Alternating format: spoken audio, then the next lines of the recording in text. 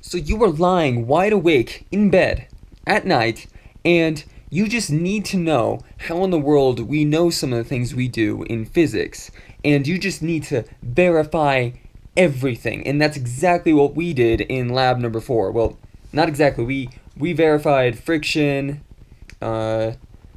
vectors, and the spring constant. We'll just call it Hooke's law. We used these things to just come up with a bunch of different things that we assume or know in physics when solving different problems and stuff like that. And we wanted to start with friction. So here we just wanted to verify that, well, it exists and that static friction is usually higher than kinetic friction. An example of both of those is if you have a book in front of you, static friction is what the force opposing like your hand if you were trying to push it before it's moving, and then as soon as it starts moving it's easier to push, which means that the friction there is kinetic because it's already in motion. To start, we had two different blocks, one that was just a piece of wood and another that had sandpaper on one side, and we attached those blocks to a scale, and then we placed a measurable weight on top of the scale to increase the force of friction, and then we placed each block on two different surfaces and recorded the force of friction in newtons, because that's what our scale provided us with. And all of that gave us this set of data. Now, like always, this is kind of confusing, so here's a list of our averages, but we weren't done here. We wanted to find all the mu's, like Dustin's cat from Stranger Things, with our force of friction here, or that list of data. And we were going to do that just with this simple equation saying that the force of friction is equal to mu times force normal, where force normal is just mass times gravity. We plug in our data and solve for mu, and that would give us our coefficients of friction, which you can see here. And with this set of data, it can be concluded that in all of our instances, the static coefficient of friction was higher than the kinetic coefficient of friction, which feeds our intuition that it's easier to push things that are already in motion than it is to push things that are not in motion. Moving on to part 2 of our lab, we turned our attention to vectors, and here we just wanted to show that vectors work by creating a system in which the sum of the forces would sum up to equal 0, and that's just Newton's second law. In order to do that, we employed a force table, which is an elevated round table that has 360 degrees on it. Using pulleys and weights, we set up different configurations of weights in such a way that the ring in the middle wouldn't touch the metal dowel. And this would mean that the sum of the forces equals 0 because there's no acceleration. In our first system of equilibrium, we had a weight of 0.230 kilograms at 90 degrees. So this would just be 90 degrees up here. And then in order to be, if we only have two weights on here, in order to be in equilibrium, obviously we have to be 180 degrees away from that one. So this was 270 degrees. That's a 7. 270 degrees here, and also 0.230 kilograms. Now, if you're confused about why this is applying a force, it's because that elevated force table had these pulleys which had strings attached to them, which had weights attached to the strings, and we could adjust the weight so that it would be in equilibrium, and the only force here is the force of gravity. There's probably a little bit of friction on the pulley, but I think in this lab we could negate it. So here we have 0.230 kilograms in both directions here, and we want the components of the vectors to add up to 0, the components of the force vectors to add up to 0. So here we'll start with the x components. We'll just call it x component. And we'll say that the first one, f1x, equals mg cosine of theta, because that's what it is. That's the force of gravity in that direction, and that's essentially, I mean, we could do a little vector symbol there, and that is equal to 0.230, I'm not going to put in units, times 9.8, the acceleration of gravity, times cosine of 90 degrees. The thing is, we know that the cosine of 90 degrees is 0, so this whole thing just equals 0. There's nothing happening in the x direction. And so we'll move on to the second one. And you guessed it, it's also going to be 0 because this is mg cosine theta, but we know that cosine of 270 degrees is also 0, so this thing the whole thing equals 0 as well. However, moving on to the y components, we have f1y. This is mg cosine theta. Oh, I'm sorry, mg sine theta. Mg sine theta. And that equals 0.230 times 9.8 times the sine of 90 degrees. Now we know that that equals 1, so in reality we have 0.230 times 9.8, which equals 2.254 newtons. Now hopefully when we plug in the other one, we are going to get this exact number but in the negative direction. So we'll have mg sine theta. The only difference is that theta is now 270 degrees, which we know to be -1. So indeed, this, since the rest of the units are the same, this indeed equals -2.254 newtons. So now we're going to do the sum of the forces. We'll start with the x. We have the sum of the forces in the x is equal to f1x plus f2x. Well, these are both 0, so you guessed it. Sum of the forces in the x direction are equal to 0. However, in the y direction, we have f1y plus f2y. And then we'll plug in what we got here, and we get 2.254 newtons minus 2.254 newtons, and that equals 0, which means that this system was in equilibrium based on this configuration here. And if you want even more proof that the sum of the forces equals 0 and these vectors add up to 0, here's a graphical representation of what I just did. In this graphical representation of vectors and our equilibrium, we see that we can start either vector at any 0 point and add the other one at the end of the previous vector. And that showed that the end of the second vector went back to the 0 starting point, which means that the sum of the forces are equal to 0. So here's just restating what I did in vector components, because you can do that to vectors, break them up into components, and then add those components separately. And this is just a graphical representation of it without the components. Now, this second system of equilibrium was a bit more complicated just because we had an extra weight in there and had to mess around with it until we had an equilibrium point where the ring in the middle didn't touch the metal dowel. The components of these vectors are, we'll start with the x components, and we have the f1x equals 0.260, the mass, times 9.8, the acceleration of gravity, times, let's see, 89, not 89, cosine of 89.9 degrees. That's going to be essentially 0, but it comes out to 0.0044 newtons in the x direction for this first component.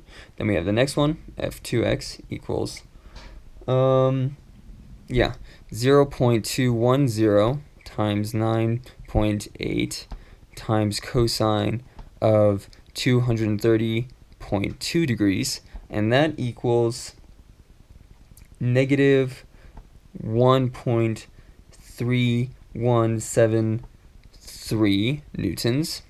And then finally, we have this third one, this guy right here. Actually, this is, negative. F3x equals 0.170 kilograms times 9.8 times cosine of 320.3 degrees, and that equals, let's see, 1.2818 newtons. And so now we're going to add up these components and see what we get. Hopefully it's at least close to 0. And we have the sum of the forces in the x direction equals 0.0044 newtons plus, actually I'll do minus because that's this component here, minus 1.3173 newtons, which makes sense because it's this is the negative side of the x component, and we're talking about this vector here. So it's like this component right here. Okay, and then we have our last one, 1.21, that's an 8, 2818 newtons. And that comes out to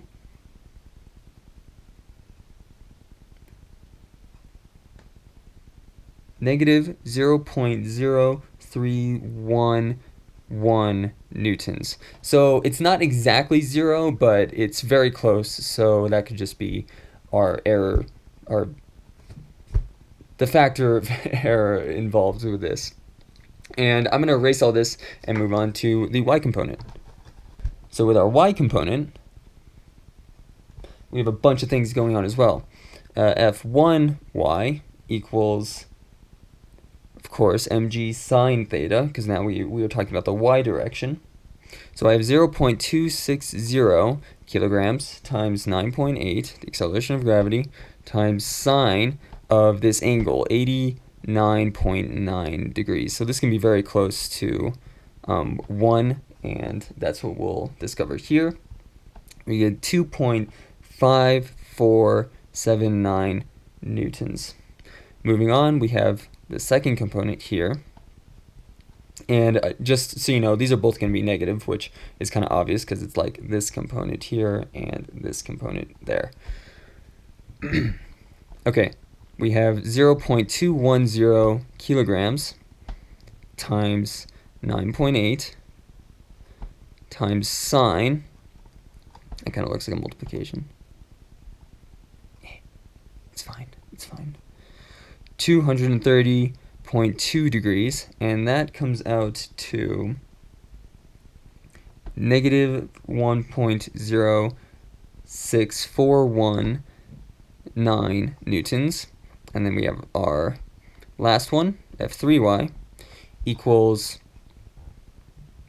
let's see, it's going to be 0.17, that's definitely a 7. Oh dear. 170 kilograms times 9.8 times sine of 320.3 degrees, and we get, what does that equal to? Negative 1.581127 newtons. And then we're going to add all of these up, so the sum of the forces in the y equals 2.5479 newtons minus 1.06419 newtons. You could probably just skip all of this. 1.581127 newtons, and that all equals negative 0.097417 newtons, which is fairly close to 0, but this is the same situation with the x component, which was like 0.03.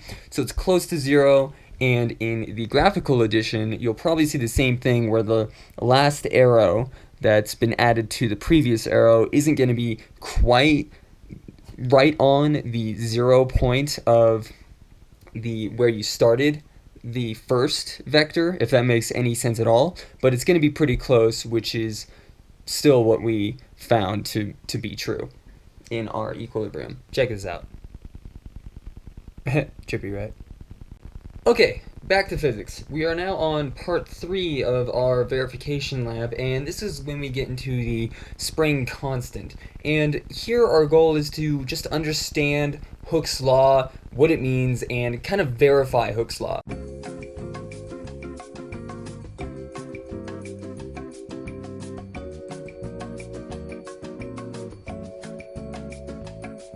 In order to do this, we had to use a contraption that was specifically designed for this experiment.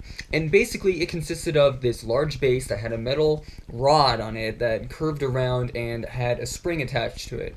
And then on that spring had a little hook or a platform of some sort that you could attach masses to.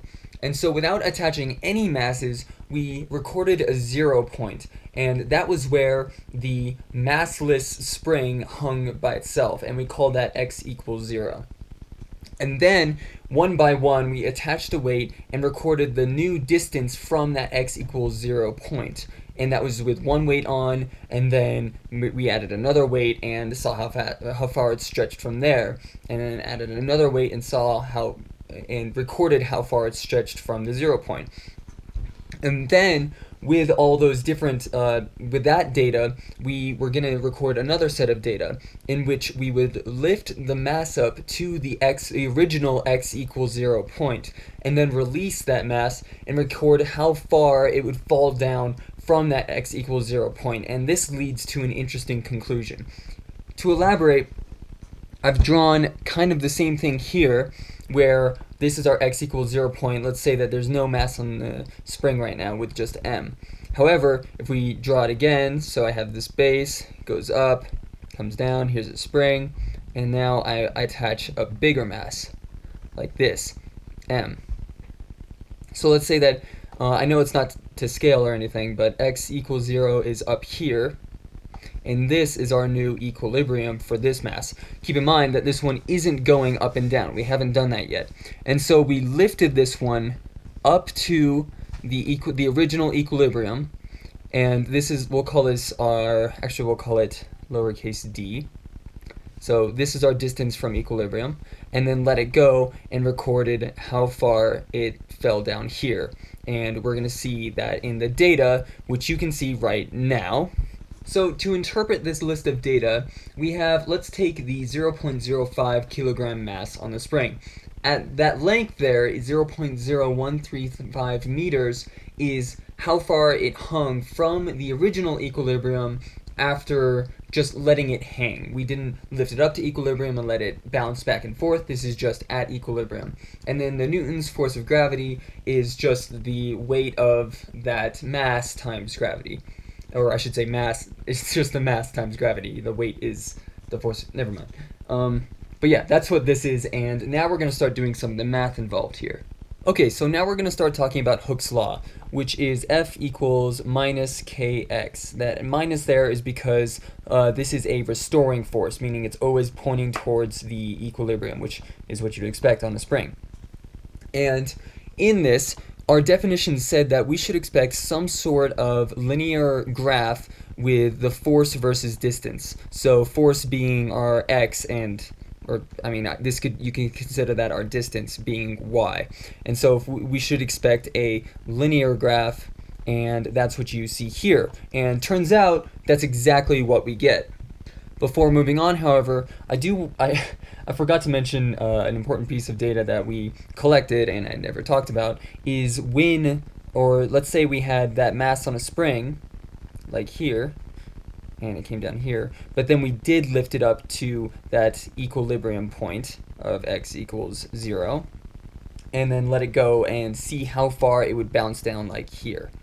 And we recorded that distance, and that's what you can see in this list of data here. And I just wanted to point this out because this will be important for one of the conclusions we arrive at later on. Okay, so going back to Hooke's law, this k is, well, an unknown for us right now, but we have f and x, and we also have the slope of that graph I just showed you. And this slope here, well, you know, slope is just, we'll write it down, y minus y1 over x minus x1, and when we calculate that, we get 0.027593521. So a pretty a long number in terms of decimals and stuff, but it turns out if we take 1 over the slope, we get our k. And so if we take 1 divided by that, that comes out to, with significant figures, 36.3. And this is indeed unitless, so it's just a constant. Wait, no, it's not unitless. It's Newton's time. It's Newton meters. Newtons per meter. There we go. Those are the units. Okay, so now we have our K, and we can we could plug that into our equation, or we can also find this exact same result just by plugging in our force and our distance and then solving for K. That'll give us the same exact thing. And it's important to mention that this K is only for our spring. So our spring had a spring constant of this K right here, but it'll change for all springs, and that's just important to remember. It's not a constant for everything, unlike the pendulum lab where those constants were the constant for every experiment. Alright, remember how I said we were going to solve for something else in this experiment here? Well, we're going to do that now. And we're going to start with Hooke's law, F equals minus kx, and then I'm going to just put down our scenarios we had. So our first scenario was when there was nothing on the spring, and that was just 1, and we set that to our x equals 0 point. Then we had the second scenario, where we attached a weight and the spring stretched a little, like this.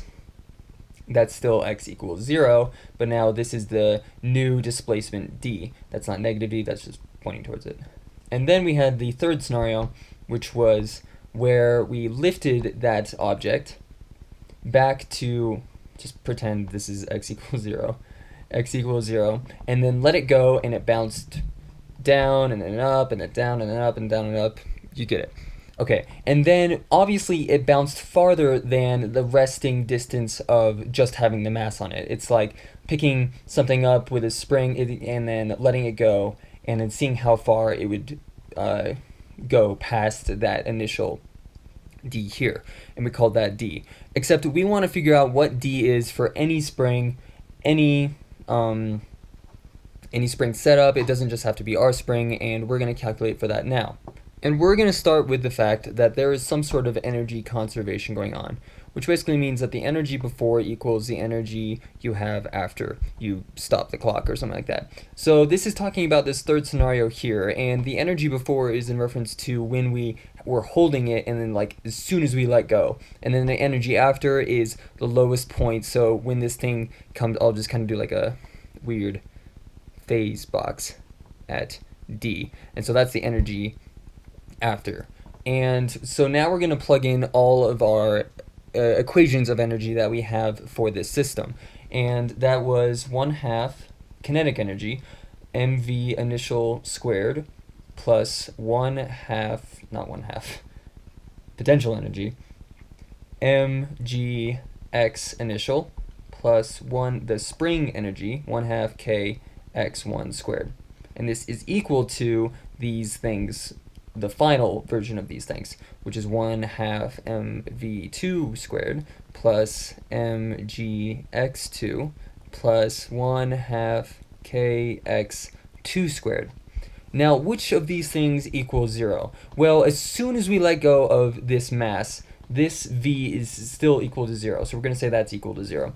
And since we started our x, our initial x, at x equals 0, this equals 0 as well. And since this has an initial x in it as well, this is equal to 0 as well. And in the final portion of this, the only thing that's equal to 0 is the final kinetic energy. Because if you think about it, when it falls down, it stops and turns around. And we're measuring it until it stops. And as soon as it stops, that velocity is equal to 0. So we have 0 equals mgx2 plus 1/2 kx2 squared. We can take one of these x's out because they're in both equations and say that 0 equals mg plus 1/2 kx. So now I'm going to say that d is equal to that final distance x2. And so we're going to solve for, oh, this is an x2. We're going to solve for x2 here and say that, so we have negative mg is equal to 1/2 kx2. Multiply by 2, we get negative 2 mg equals kx2. I'm going to draw a little arrow, and we have x2 is equal to negative 2 mg over k. Now, the thing about this negative sign, though, is we have our And I never, oh, I never said that. Okay, what I meant to say is we're supposed to replace this Hooke's law with a more just the same thing, but replacing some of the letters here. So our force is mg, because that's the only force involved, and that's equal to minus, and instead of x, I'm going to say it's lowercase d. Remember that I had that spring here, and it did this, and this is when the mass was just hanging on it, and it rested at that displacement d, where this is equal to x equals 0. And that's this d here. And we wanted to see what capital D was for any spring, any mass. And that's when we could employ that equation we just came for before I screwed up, which was 0 is equal to mg plus 1/2 kx2. And we solved for x2, and that came out to x2 equals negative 2 mg over k. Now, what does this remind you of? Well, we have an mg and we have a k in there, so let's solve for d. And we get d is equal to negative mg over k. And so we can plug in exactly that for this here and say that capital D is equal to x2 when it fell, the final position x2. So we're going to say that this is equal to x2 as well. And so we have d is equal to 2d. And that's not a negative because this negative replaced, negative times negative positive. And we get, so our capital D is equal to 2 little d. And this basically means for any spring, if you pick the mass up to the equilibrium where it didn't have any mass on it, and then let it go, the max displacement, capital D, will be 2 times this little d where it was just resting. And that is a pretty cool solution to this whole experiment. And that solution can be verified by our data. If we just take a lowercase d and multiply it by 2, we get something that's either spot on or relatively close to our capital D, which was the max distance away from the lowercase d, or the equilibrium. Okay, so now let's recap. We wanted to verify friction first, or that it exists and that the coefficient of kinetic friction is usually less than the coefficient of static friction, and that is what we discovered. Next, we wanted to move on to vectors and verify that they work and that the sum of the forces in our configuration was equal to 0, whether there was no acceleration in any of the components. And we found that out as well. And then we used the components to verify that the sum of the forces equals 0, and also the graphical programs to add up these vectors to show that it equals 0 as well. And while we were a little off, we were still pretty close, so that's cool. Finally, with the spring constant, we just wanted to understand Hooke's law and understand how we can find capital D without ever measuring it, and just know that it's 2 times the little d. And we obviously had some sort of errors involved with all of our experiments. So with the first one, friction, our error was probably because the scales were terrible. The scales we used were not good quality and very unpredictable in their readings, and so we got some bad data from those things. And the solution to that would just be better scales, and if we had that, we would have received, what am I saying? We would have recorded much better data. For the vectors, if there wasn't a whole lot of things wrong with this lab, but we were still a little off, so the ring was probably not perfectly in the center, which it would have changed our angles a little bit if it was, and there might have been a little bit of friction in the pulleys holding the string, because they were just some cheap plastic pulleys. In order to counter this, we could use ball bearings in the pulleys, and this would hopefully provide for less friction and better results. And then finally, for our spring, our error was probably in just how we measured the capital D, or the max displacement. And the solution to this would be better technology to determine where that capital D, or x2, is.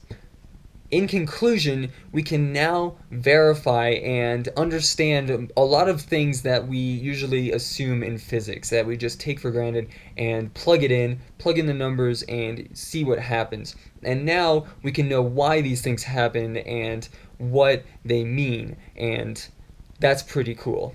Also, you can now sleep very easy at night knowing that you verified and have made sure that these things are true.